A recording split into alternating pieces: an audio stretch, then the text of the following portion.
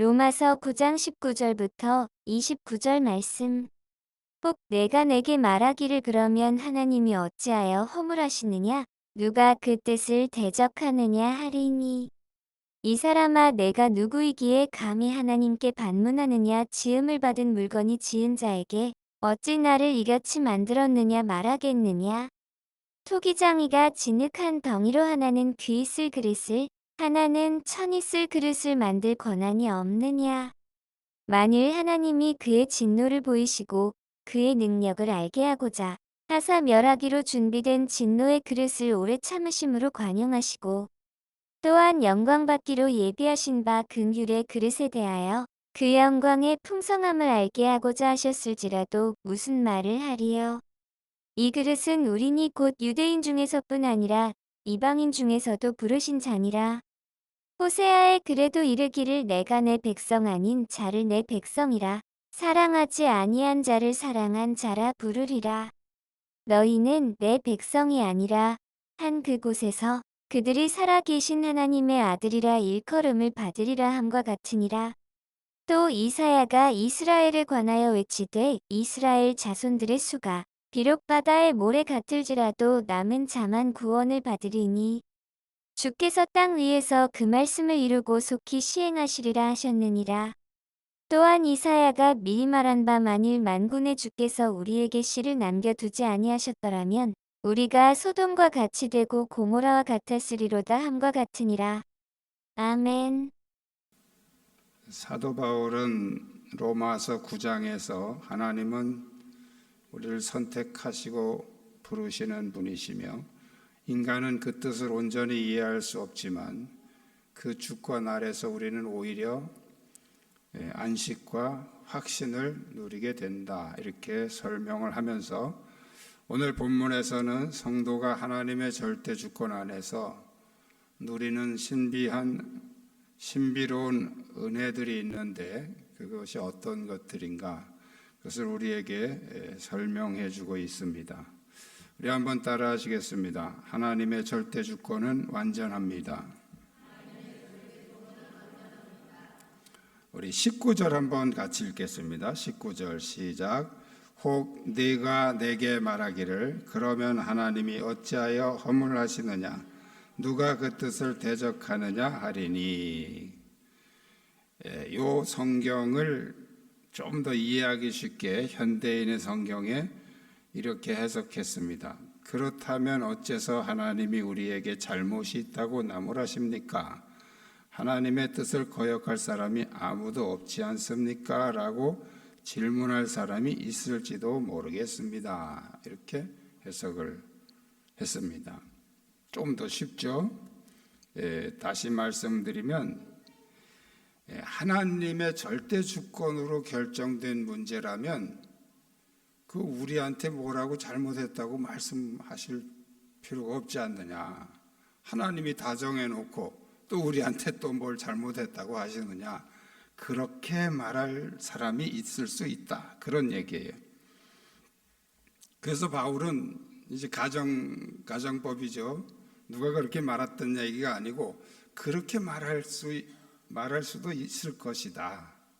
그러면서 이렇게 말씀합니다. 이 사람아, 네가 누구이기에 감히 하나님께 반문하느냐? 지음을 받은 물건이 지은 자에게 어찌 나를 이렇게 만들었느냐고 말할 수 있느냐? 하나님이 주인이시고 하나님이 우리를 창조하셨는데 우리가 하나님한테 어째서 나를 이렇게 만들었느냐 이렇게 말할 수 없다는 거죠. 그래서 바울은 이제 토기장이의 비유로 이 하나님의 절대 주권을 설명하고 있습니다. 토기장이가 진흙을 가지고 하나는 귀하게 쓰는 그릇을 만들고 하나는 천하게 쓰는 그릇을 만들 수 있는 권한이 없겠느냐? 그건 토기장의 권한이지 않느냐? 천하게 쓸 그릇을 만들었다고 해서 왜 나를 이렇게 천하게 쓸 그릇을 만들었느냐고 그 토기장이에게 항의할 수 있겠느냐, 그런 말씀입니다. 마찬가지로 피조물인 인간은 창조주 하나님께 왜 나를 이렇게 만들었느냐고 물을 수 없다, 항의할 수 없다, 그런 말씀이죠. 토기장이가 물건을 만들 때, 그릇을 만들 때 그냥 생각 없이 막 만드는 게 아니죠. 항상 머릿속에 그 그릇의 용도와 모양을 먼저 생각을 하고 만드는 거잖아요. 이 흙으로는 밥그릇을 만들어야 되겠다. 그리고 밥그릇을 만드는 거고요. 또 이 그릇으로는, 이 흙으로는 국그릇을 만들어야지. 국그릇을 또 만들고 모양을 생각해서 이렇게 만든단 말이에요. 하나님께서도 모든 창조물을 만드실 때 그 어떤 목적과 또 어떤 의도를 가지고 만드셨단 말이죠. 그렇다면 우리 인간도 하나님께서 어떤 의도와 목적을 가지고 만드셨다는 거예요. 할렐루야. 그러니까 그 어떤 사람도 그냥 쓸모없이 태어난 사람은 없다는 거예요. 다 하나님의 의도와 목적이 있다는 거예요. 그런데 그것을, 그 의도와 목적을 우리가 결정하는 게 아니고 하나님이 결정하시는 것이다. 여러분이 살아가면서 내 뜻이 이루어지지 않는다면 막 불평하고 하나님이 계시냐 안 계시냐 뭐 이렇게 불평하지 말고 하나님의 뜻을 찾으시기 바랍니다. 내가 뭘 하려고 하는데 아무리 해도 안 돼. 그러면 그때 우리는 뭘 해야 되냐면 그냥 믿습니다 하고 밀어붙여야 되는 게 아니고 하나님의 뜻을 찾아야 된단 말이죠. 우리가 사도행전에서 사도 바울이 계속 아시아로 가라는데 계속 막히잖아요. 근데 하나님께서 유럽 쪽으로 방향을 돌리라고 그렇게 막으신 거예요. 그걸 나중에 바울이 깨닫게 됩니다. 그러니까 내가 원하는 것이 안 된다고 그냥 불평불만하지 마시고 하나님의 뜻은 무엇일까? 그때 막힐 때, 안 될 때, 그때가 바로 하나님의 뜻을 찾을 때라, 그런 말씀이에요. 내 인생의 모양이 깨어지는 그릇처럼 보여도 하나님은 여전히 토기장이로서 아름다운 그릇을 빚어가고 계심을 믿으시기를 축복합니다. 하나님이 나를 어디에 두시든지 바로 그 자리가 하나님의 손 안에 있다는 사실을 기억하십시오. 두 번째는 따라하시겠습니다. 하나님의 절대 주권은 긍휼하심으로 나타납니다. 토기장이와 그릇을 비유로 설명한 바울은 두 가지 그릇을 얘기합니다. 하나는 진노의 그릇, 하나는 긍휼의 그릇. 그러니까 진노의 그릇과 긍휼의 그릇이라는 두 가지 개념으로 설명을 하고 있죠. 우리 한번 22절 한번 같이 읽겠습니다. 22절 시작. 만일 하나님이 그의 진노를 보이시고 그의 능력을 알게 하고자 하사 멸하기로 준비된 진노의 그릇을 오래 참으심으로 관용하시고, 이 내용을 이제 현대인의 성경에 이렇게 좀 쉽게 해석해 놨어요. 만일 하나님이 노여우심을 보이고 자기 능력을 알게 하고 싶었지만 그래도 멸망받기로 되어 있는 사람들을 벌하시지 않고 너그럽게 참아주셨다면 어떡하겠습니까? 그러니까 하나님의 주권이 그냥 무조건 막 마음대로 그렇게 하시는 게 아니고 바로 그 하나님의 주권은 바로 우리를 향한 긍휼을 위한 것이다. 이것을 설명하고 있는 것입니다. 하나님이 진노를 나타내시긴 하지만 진노하시기 전에 많은 인내로 참으신다는 거예요. 그래서 성경의 역사를 보면 하나님이 그냥 이것들 잘못했네 그러고 확 진노하시는 게 아니란 말이죠. 선지자들을 보내서 계속 설득하고 또 때로는 경고하고 책망하고 계속 하나님은 우리 마음을 돌리시기 위해서 그렇게 노력하시면서 계속 참으신단 말이에요.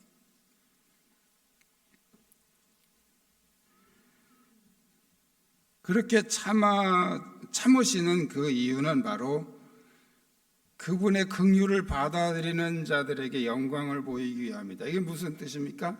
한 사람이라도 더 그 하나님의 긍휼을 받아들이고 돌아오는 사람이 있지 않을까. 그래서 하나님은 오래 참으신다는 거예요. 이게 하나님의 주권이라는 거죠.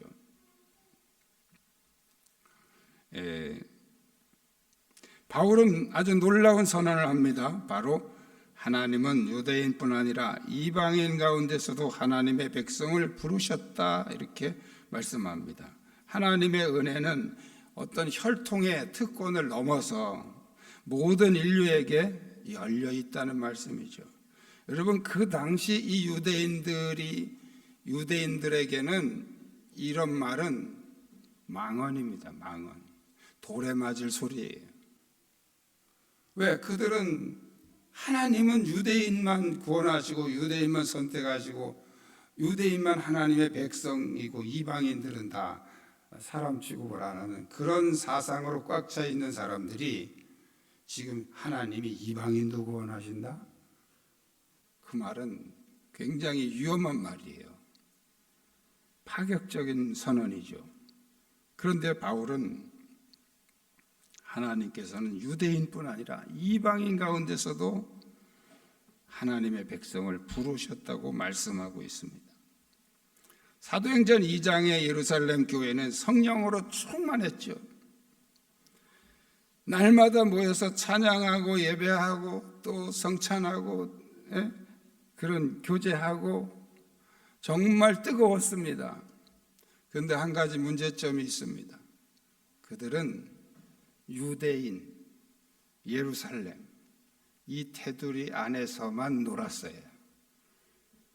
그러니까 요즘 말로 하면 자기들끼리만 놀았다 그런 얘기. 그럼 교회가 제일 안 좋은 게 뭔지 아세요? 자기들끼리만 잘 노는 거예요. 교회 안에서도 끼리끼리 모이는 거, 이건 정말 안 좋은 거예요. 끼리끼리 모이는 거. 그럼 새신자들이 들어와서 낄 틈이 없어. 끼리끼리 노니까.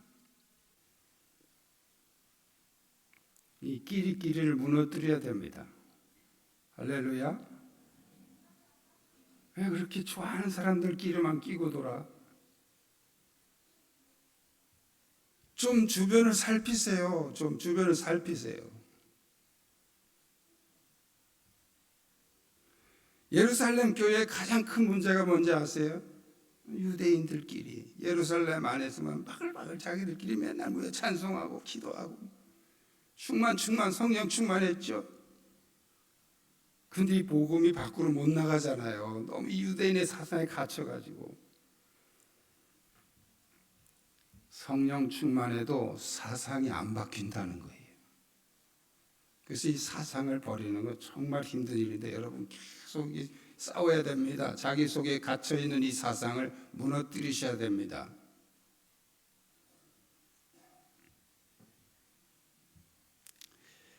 하나님께서는 예루살렘의 핍박이라는 도구를 통해서 예루살렘 교회를 뿔뿔이 흩어놓습니다.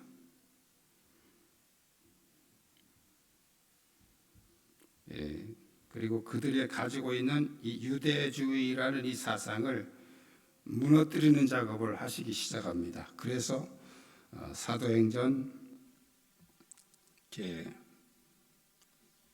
7장에서 엄청난 핍박이 일어나면서 8장에서 놀라운 사건이 일어나죠. 빌립이 사마리아를 변화시키는 거예요.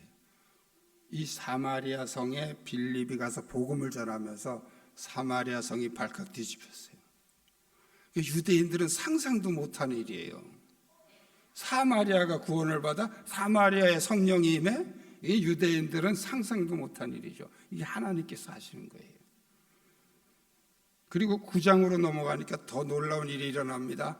예수 믿는 사람 죽이러 쫓아다니는 이 사도 바울이 다메섹 도상에서 예수님을 만나면서 확 뒤집어집니다. 근데 하나님께서 이 바울에게 뭐라고 말씀하시냐면 내가 너를 이방인과 임금들과 이스라엘 자손들에게 전하기 위해서 택한 나의 그릇이다. 이방인을 구원하기 위해서 너를 내가 택했다 그 말씀이에요. 이 유대인들에게는 충격적인 말이죠. 자, 그리고 이제 10장으로 넘어가면요, 실제로 이방인인 고넬료가 성령의 충만함을 받게 됩니다. 베드로를 만나면서. 베드로가 기도하는데 보자기가 하늘에서 내려와 유대인들은 절대 먹을 수 없는 그런 동물들이 잔뜩 있는 이 환상으로 하늘에서 음성이 들립니다. 잡아 먹어라. 아닙니다. 나는 이걸 먹을 수가 없습니다.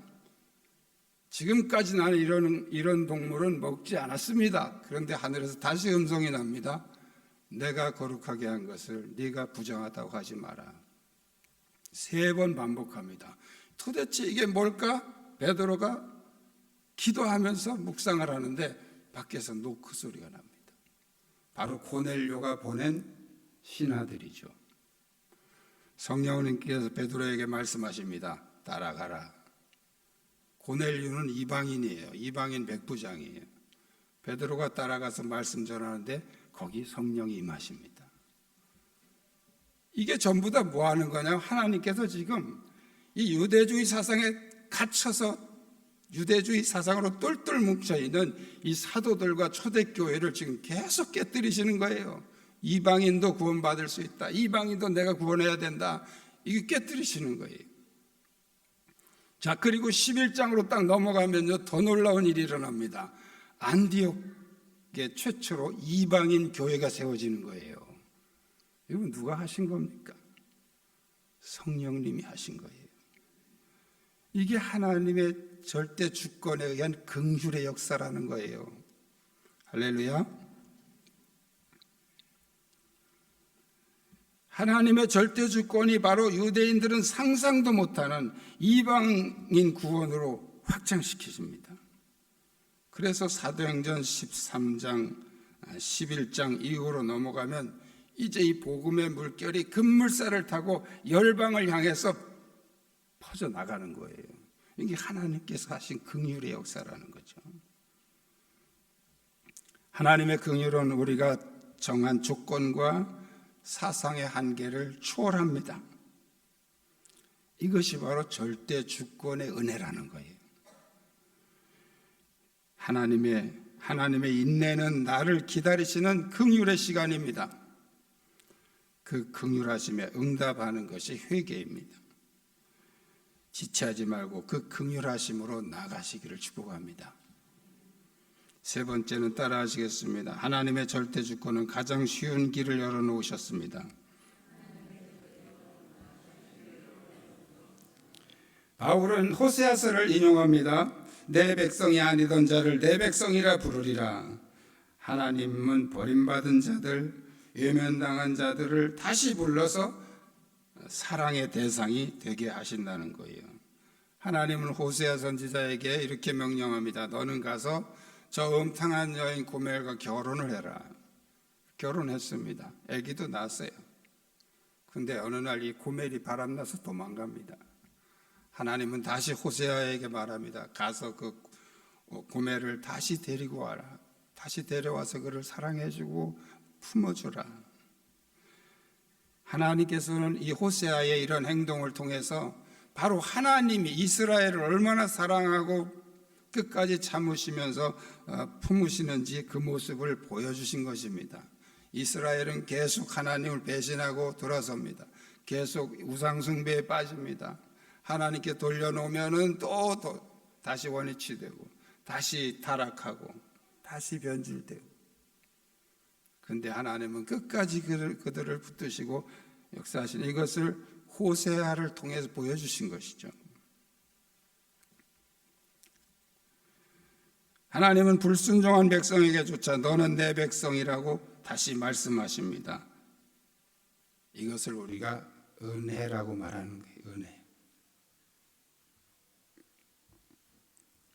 그리고 다시 이사야 예언을 인용합니다. 이스라엘의 수가 바다의 모래가 들지라도 남은 자만 구원을 받으리라. 남은 자가 누굽니까?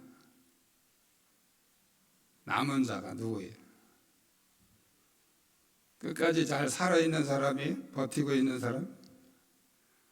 이 시대의 남은 자가 누굴까요? 하나님의 약속을 붙잡고 끝까지 믿음을 지킨 사람들, 그들이 바로 남은 자입니다. 엘리야는 갈멜산에서 하나님의 불을 내리게 하고, 그리고 바알 선지자들을 다 죽이고, 그랬더니 이세벨이 신하를 보내서 내일 내가 너를 꼭 죽이고 말겠다고 통보를 합니다. 그래서 엘리야가 이제 도망을 칩니다. 어디까지 가냐 하면 호렙산까지 갑니다. 하나님이 엘리야에게 너는 지금 뭐 하느냐? 그랬더니 엘리야가 대답을 합니다. 하나님, 이세벨이 이 선지자를 다 죽이고 나 하나 남았는데 나까지 죽이려고 지금 눈에 불을 켜고 있습니다. 그때 하나님께서 이렇게 말씀을 하십니다. 내가 바알에게 무릎 꿇지 않은 7,000명을 남겨두었다. 엘리야는 다 죽고 나만 남았다고 생각했는데 하나님은 바알에게 무릎 꿇지 않은 7,000명이 지금 남아있다고 말씀하십니다. 그 7,000명이 누굽니까? 그게 남은 자예요, 남은 자. 그냥 살아있는 사람이 남은 자가 아니고 세상과 타협하지 않고 하나님을 끝까지 신뢰하면서 믿음을 지키는 사람, 그 사람이 이 시대의 남은 자입니다. 그런데 어떻게 이게 가능할까요? 어떻게? 바로 절대 주권자이신 하나님이 우리에게 믿음이라는 가장 쉬운 길을 열어놓으신 것입니다. 우리가 예수를 믿으면 구원받고 영생을 한다? 논리적으로 안 맞아요. 뭔가 막 고행을 하고 막 무지하게 고생을 하면서 참아내고 인내하고 막 이렇게 해야 그 영생을 얻는다 그래야 이게 그럴듯하지. 그래야 그럴듯한 거 아니에요? 그런데 예수를 믿기만 하면 영생을 얻는다. 이게 어떻게 가능합니까? 이게 하나님이 절대 주권자이신 하나님이 정하신 규칙이기 때문에 그래요. 하나님께서 그렇게 우리에게 가장 쉬운 방법을 통해서 구원하시기로 하나님이 작정하셨기 때문에 가능한 것이다 그 말이에요. 하나님은 심판 중에도 하나님을 신뢰하는 그 남은 자를 통해서 구원의 역사를 이어가시는 줄로 믿습니다. 여러분 중에 믿음이 흔들리는 사람이 있다면 내가 하나님의 남은 자로 부르심을 받았다는 사실을 기억하시기 바랍니다. 피조물로서 우리는 하나님의 모든 계획을 다 알 수 없지만 그분의 절대 주권 안에서 안전하다는 사실을 믿으시기 바랍니다.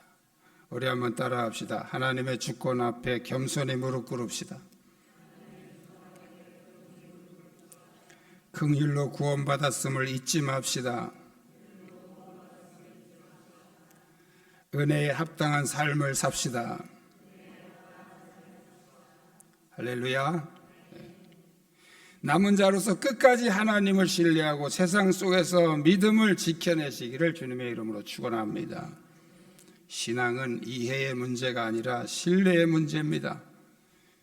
때로는 모양이 완성되지 않은 질그릇처럼 보여도 하나님은 은혜의 손길로 여러분을 빚어가고 계신 줄 믿습니다.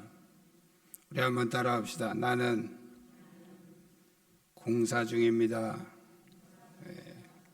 완성된 제품이라고 생각하면 교만입니다. 우리는 지금 다 공사 중이에요. 연세가 많든 나이가 어리든 다 지금 이제 공사 중입니다. 만들어가고 있는 중이에요.